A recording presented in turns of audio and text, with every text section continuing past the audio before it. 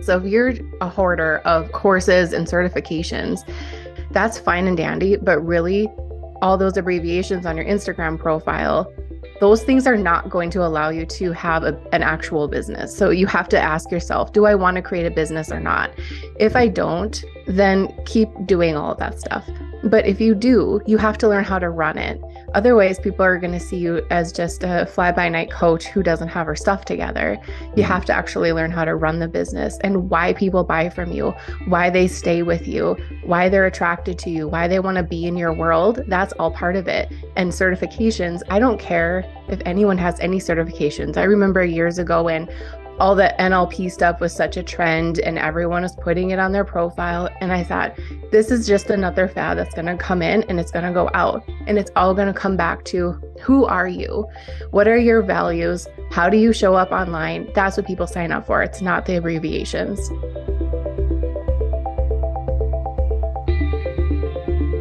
Welcome to another episode of the Health Coach Academy podcast. I'm your host, Omar Cumberbatch of OmarCumberbatch.com. Appreciate you joining me. As always, we have another amazing guest. Her name is Lindsay Maloney, and she just dropped so many gems on us. You're going to love it. It was something that I thought really related to one of the things about just creating content and getting people in your circle.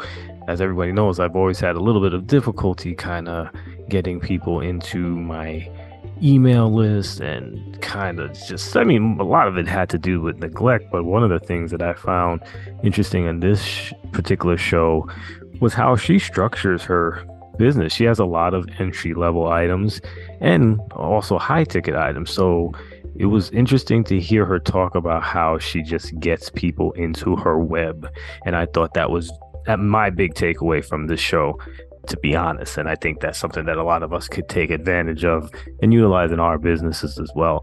Hope you liked last week's episode with Isaac Ho and I talking about some current events. Like I had mentioned, we intend to do that a little bit more often. So I've got some good feedback on it, and I appreciate that, of course. Also, as mentioned in that episode, and I'm going to do this in every episode, the course is out. If you want to have a podcast that is business boosting, go jump on my website, check it out. You could get a lot of deep dive information from this course, and please take a look at it. And if you know anybody who's interested, please share. And this is the way that we can keep on getting podcasters out there, spreading the message, and of course, building our businesses.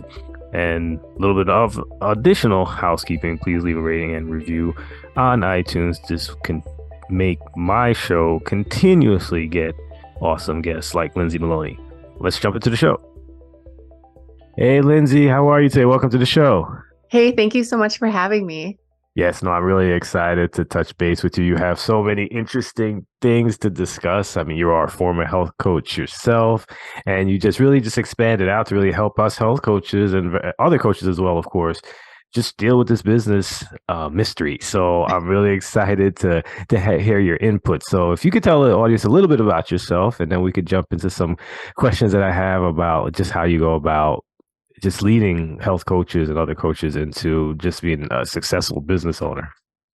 Yeah. So I started out as a health coach years ago. I would say my son is 13 now. So almost 12 years ago, which is really hard to even think about. I started before Zoom was even a thing and Instagram was even a thing, and just Facebook groups were like the hot item at the time. I started because I had lost 90 pounds after having my son. Wow. And I noticed everyone kept asking me how I did it. And I felt like I have to repeat myself all of the time. So like I told you before we started the interview, I started out as a lot of health coaches start. I started to become a Beachbody coach. I'm like, well, this is the only thing that I know that I could probably start doing. So let me try this. Mm-hmm. Then I started to notice that all of these calls that we would go on, this is how they structured it back then. They always talked about personal development, your why. And then that's when I usually walked away, and I didn't even want to pay attention to that because I thought, no, I want to know how to make money and build my business and quit my job. That's what I want to learn. So I always left during that part of the conversation. Mm-hmm. And After a while, I realized, okay, this $30 that comes in every month from a Shakeology commission just isn't going to cut it. So I started to learn a little bit more on how I could be better. So I got all of the certifications, group coaching and personal training, all of these things. I kind of went into permanent student mode because I thought, well, then it looks like I'm building my business. I didn't try to sell anything. I didn't do anything. I just became a student, which is important, but you have to do both at the same time. You have to work your business and learn it. And I just shut off the part where I was running my business. Another baby comes along. I take a year off. I'm really hitting the fast forward button now. And I remember the day that I decided to go back into health coaching, and I was taking clients at my house. Like, I had a good little side business going when baby naps. But I remember sitting in the waiting room at a doctor's appointment. And I remember thinking, I'm going to download the Instagram app on my phone, because all I had on my phone was like to check the weather, and sitting in a waiting room forever, I needed something to do. So I downloaded Instagram again. And then I started to notice all these health coaches that I used to follow. And I was like, oh, I missed that. I'm going to start doing that again. So I went back in, I joined a program. It was like $200. It was such a huge investment for me at the time. I learned how to build my health coaching business. And then I realized, okay, there's this whole business part of it. And no one told me this, but I love it. And I shut off the health coaching and I went into business coaching. That was, over 8 years ago. And ever since then, I've been a business coach for online coaches. I've coached health coaches, financial coaches, parenting coaches, you name it, on how to get their business started and scaled in a way that works for them. What I love about that is that you do have a variety of coaches that you do help. What do you find is a common theme that has so many people having such difficulty getting out the gate? I kind of, from your story, gathered the answer, but I'd love to hear if it is actually what I was thinking of. So I'm really curious about that. It's staying in the creative, I'm inspired, I'm a student zone, and going to webinars like it's your full-time job and never actually making a move. I see how many students come into my world and so excited because they finally have the book on how to do this, and I don't see them do anything. They talk about how they're learning and maybe I should get certified in this and maybe I should do this, and oh, here's another shiny course I can buy. Then all of a sudden they have this desktop full of courses and workbooks that are collecting dust and they're not doing anything. That's when the confidence starts to kick in. And is it there? And most of the time it's not. And that makes me sad that people don't have the confidence in their own story, because they're looking at someone else's story and comparing themselves. And then they don't even move forward because they don't think they measure up. Yes, we definitely do love some courses in the health coach space. but what's interesting too, I wanted to just touch the break, because it's interesting what we get these courses in. A lot of times it's just, okay, I'm gonna get another certification, so I'll learn EFT or NLP, or I'm gonna do some new kind of thing about, like, basically say for health coaches out of the body or something like that. Yeah. Why do we not do like business courses? Well, when I was a health coach, that didn't sound fun to me. And I wanted people to hire me because I knew how to help you lose weight.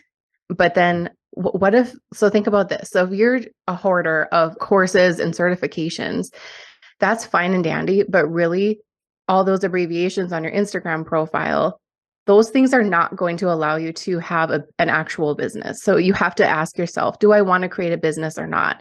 If I don't, then keep doing all of that stuff. But if you do, you have to learn how to run it. Otherwise, people are going to see you as just a fly-by-night coach who doesn't have her stuff together. You have to actually learn how to run the business and why people buy from you, why they stay with you, why they're attracted to you, why they want to be in your world. That's all part of it. And certifications, I don't care if anyone has any certifications. I remember years ago when all the NLP stuff was such a trend and everyone was putting it on their profile. And I thought, this is just another fad that's going to come in and it's going to go out. And it's all going to come back to, who are you? What are your values? How do you show up online? That's what people sign up for. It's not the abbreviations. Yeah, no, yeah, absolutely. So, I should have asked you this earlier, but I were you always good at business?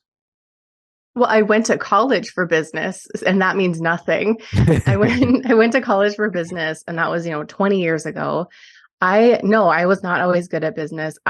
When I started, I had a physical paper ledger where I would write down all of my expenses because I wasn't making any income. And that was like how I thought I was like, man, am I business minded? I'm writing down how much it costs to have this and I'm in the red every single month. Look at me. And then I think when the first tax season came around, I was like, huh, I should learn how to run my business so I can group things together and claim things and do all the things that I had never even thought about. And then it comes to another level of when people start coming into your world, can you handle it? Are you set up to handle it? Do you have those workflows in place? Do you have sustainability in your income when you do need to step away, when something happens in your life, or when you just want to? All of that stuff matters. So if you're running your business as if you have to push the car down the road manually from behind, and if you stop, everything stops. I really want you to take a step back and look at how your business runs now, how you want it to run the end of the year, 5 years from now, and then compare, am I doing any of the things that would my ideal situation be? And if you're not, start ticking the boxes and making it happen.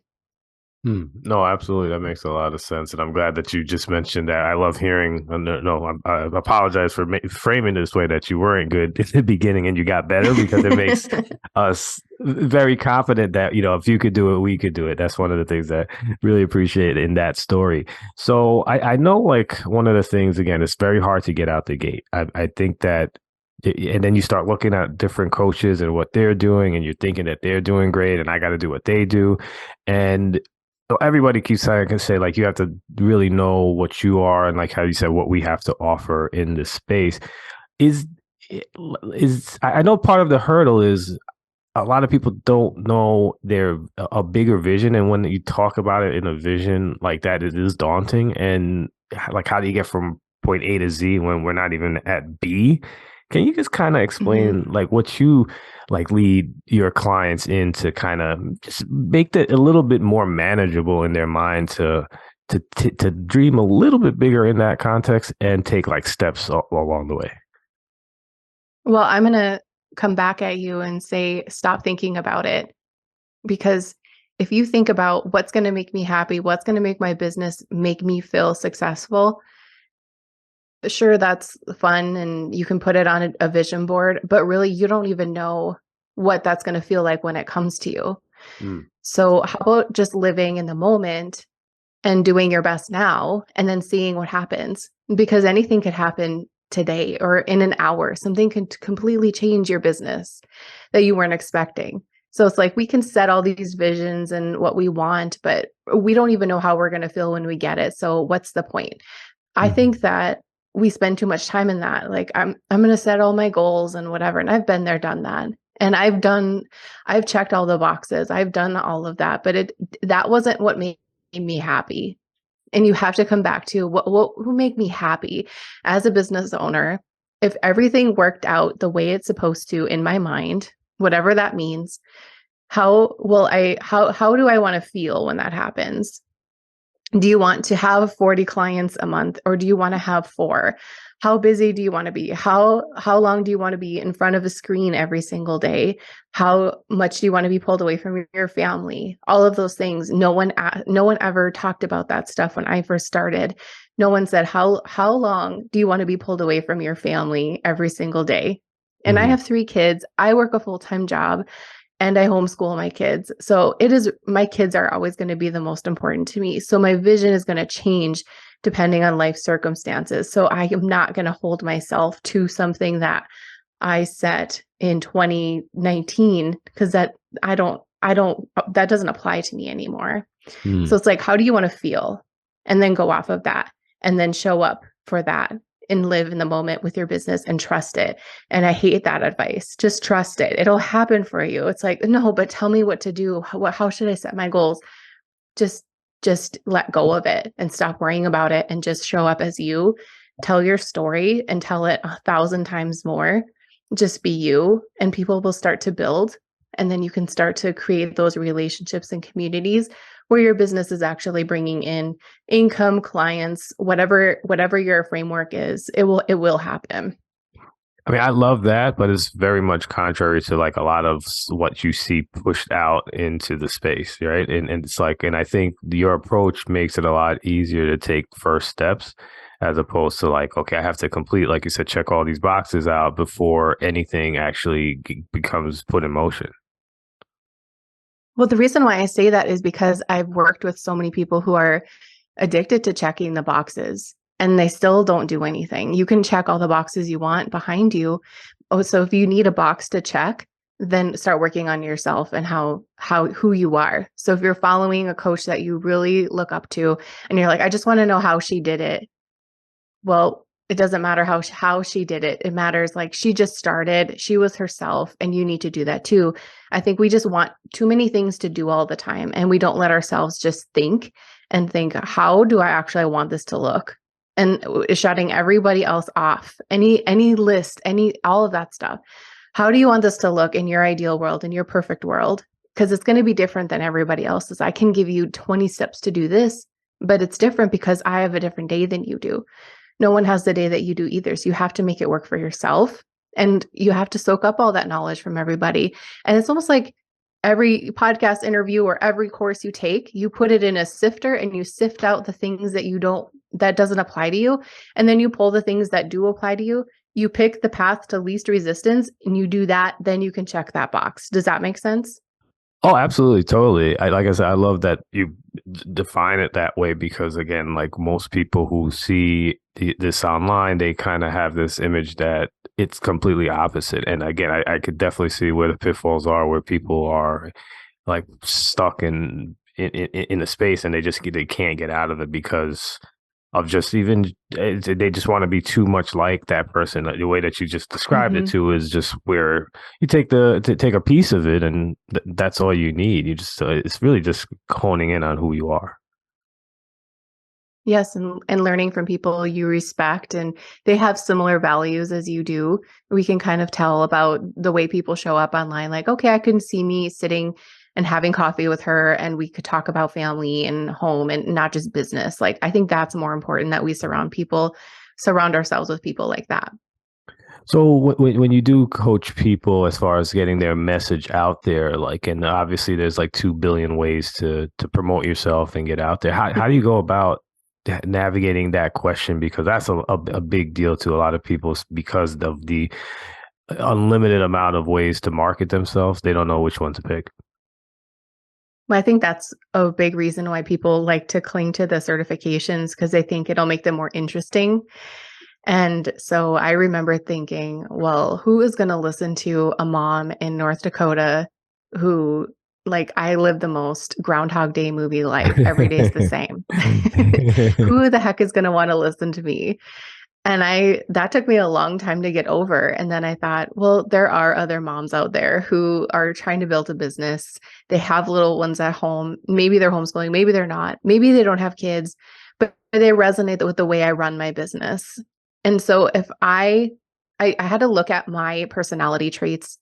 And so I thought, okay, I'm a really disciplined person. I'm very loyal. I'm kind of quirky. I'm kind of like a grandmother at heart. Like I love all grandma stuff and old fashioned things. Like that's just me. And those are not very like, exciting things, right? But then I decided I'm going to show that part of me online. And so I picked a social media platform. Okay, Instagram. Well, I'm going to share with you that I have a very full plate and I'm going to share, okay, now we're going to start homeschooling and then the kids and I are going to go in the kitchen and we're going to bake some bread. We're going to go to bed early because I like to wake up early. Like little things like that sounds so boring to somebody who doesn't resonate with that. But if I share a boomerang of the freshest loaves that I just pulled out of the oven, people talk to me about that. And who would have thought, right? So they'll say, you inspired me to bake something. I'm horrible at baking. And I'll say, well, that's okay because I used to be horrible at baking too. How do you do this while you manage your business? How do you do this while you homeschool your kids? And those conversations start. So you just take those little things that are a part of you that you pass over continuously and you make them a part of how you show up online. And then people start to, I do that too, or I wish I could do Mm. that. Let's talk about that. And then pretty soon you decide, okay, I have a full plate. I do a lot. How can I show other people how to do that? Then you create something and you put it out there, whether it's a podcast episode, a blog post, a course, whatever it is. And people want to be a part of it because they know that's who you are, because they see you do that and they know they can actually learn something from you. Well, that's cool that you have described that scenario around Instagram specifically, because a lot of people are really not into Instagram because of the craziness that goes on on Instagram that are just Mm-hmm. so over the top that even which, like you said, your lifestyle, which like you said, may have not appealed to like what we would anticipate that platform to really resonate with anybody else. Mm-hmm. You're killing it. I see your following. You have tons of followers, and like you said, your business is thriving really just off that platform, so it does show that you can use it in two ways. Well, there's a huge group of people for everyone. And don't ever forget that there's so many people out there that need you and they need to hear you, and they need you to say things that they wish they could say themselves. So you need to kind of show up as that person. And there's billions of people on that platform. So there's room for everyone.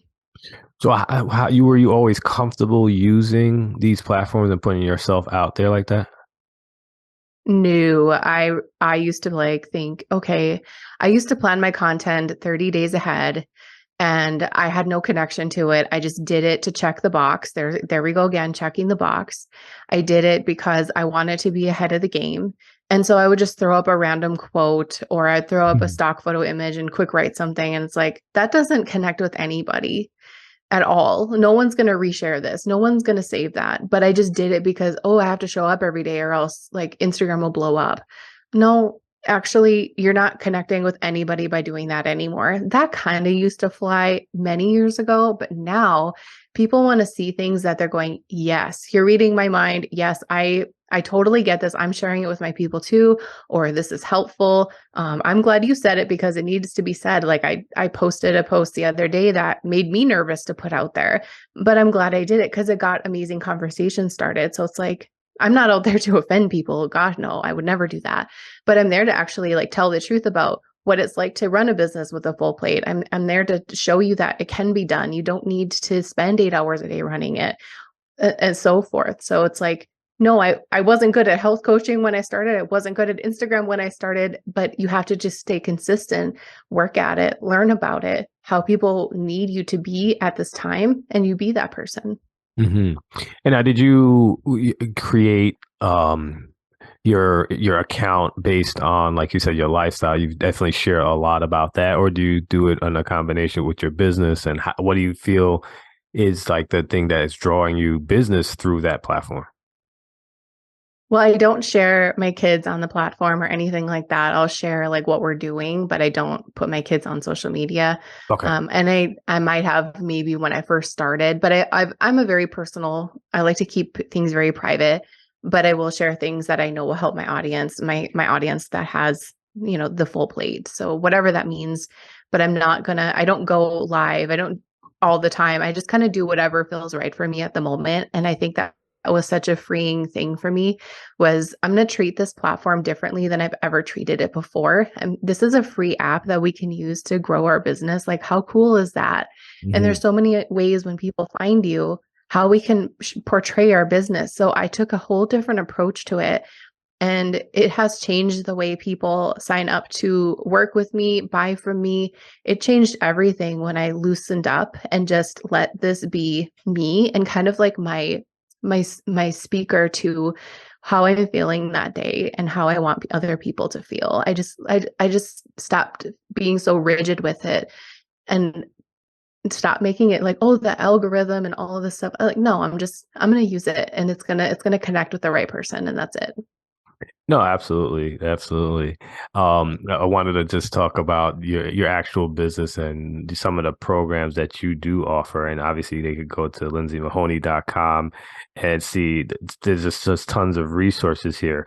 Well, can you talk about a little bit, including like the Confident Coach Club, the Standout Coaching Academy? What goes on these arenas. I just want to give the audience an opportunity to get to know what services you offer, and definitely if they are interested to just jump in and take a look and see if it can benefit them.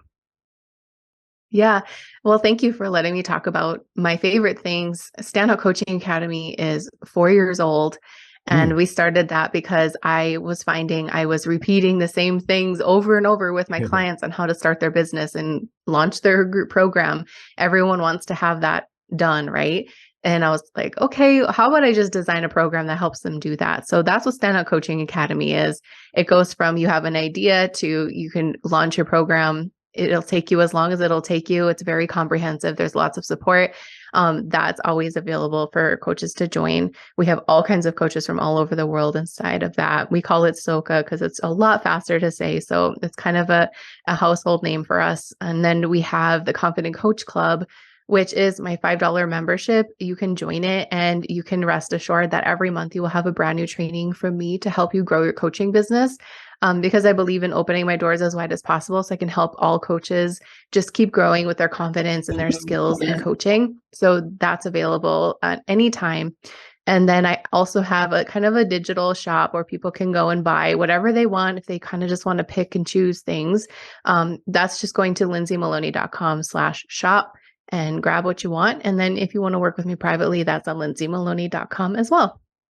Okay, yeah, no, very cool. Yeah, so I really thought that you have like tons of resources, and one of the reasons why I wanted to bring it up too is because what happens, I think, coming out of getting your certification, you may think that there's only one route or maybe two routes. Like you said, you mentioned the group coaching, and there's also a opportunity for the one-on-ones. Obviously, that's kind of the way that they put you in the box. What have you seen, with your coaches that may be ideas that are outside that box where they present it to you? I want to do this, and you're like, wow, that's a good idea.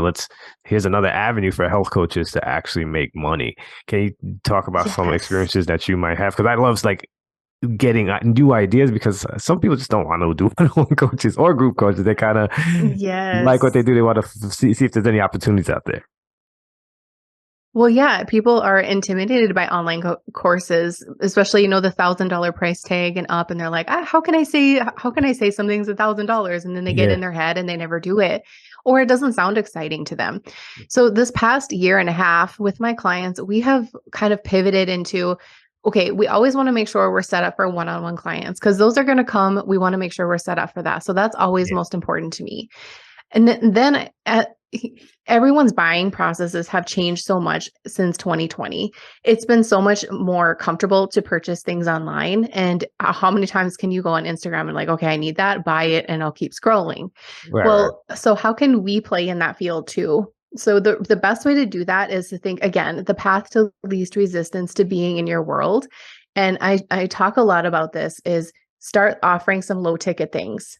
Start offering those low ticket things that we're going to give somebody a really big win, and you will start to see income coming into your business every single day. So my clients started creating like these different digital products that they could launch and have on their site, and people can buy whenever.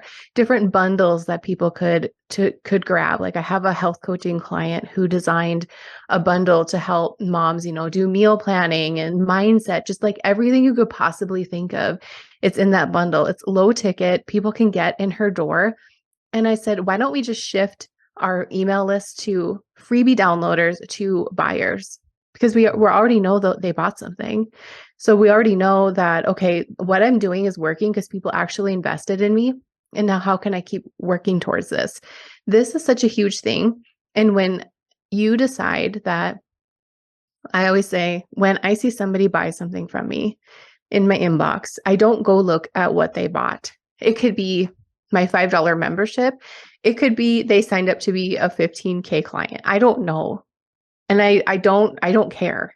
Mhm. And I mean that to say that I don't care how you came into my world. I'm just happy you're in my world. So when you get that mindset that I just want people to be in my world and I'm going to give as many opportunities to be there, that's a huge win for you. So start creating those low hanging fruit for your people. That's going to get you excited because it's easy for you to do. It's easy for you to create a checkout page. You don't even have to do sales pages. Just go create a checkout page.